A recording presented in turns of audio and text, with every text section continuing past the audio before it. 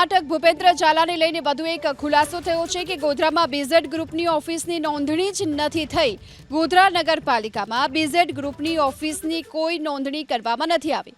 Kashtabhanjan કોમ્પ્લેક્સમાં BZ ગ્રુપની office આવેલી છે। કૌભાંડ સામે આવ્યા બાદ જો કે આ ઓફિસને તાળા લાગેલા જોવા મળી રહ્યા છે।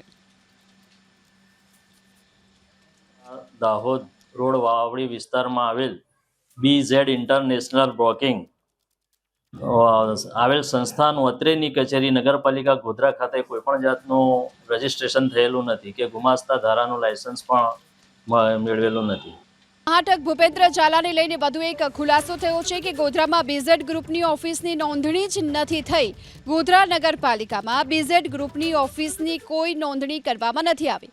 કષ્ટભંજન કોમ્પ્લેક્સમાં બીઝેડ ગ્રુપની ઓફિસ આવેલી છે। કૌભાંડ સામે આવ્યા બાદ જો કે આ ઓફિસને તાળા લાગેલા જોવા મળી રહ્યા છે।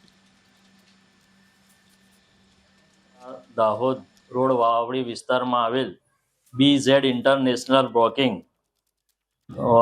આવેલ સંસ્થાનું અત્રેની કચેરી નગરપાલિકા ગોધરા ખાતે કોઈપણ જાતનું રજીસ્ટ્રેશન થયેલું નથી કે ગુમાસ્તા ધારાનું લાયસન્સ પણ મેળવેલું નથી।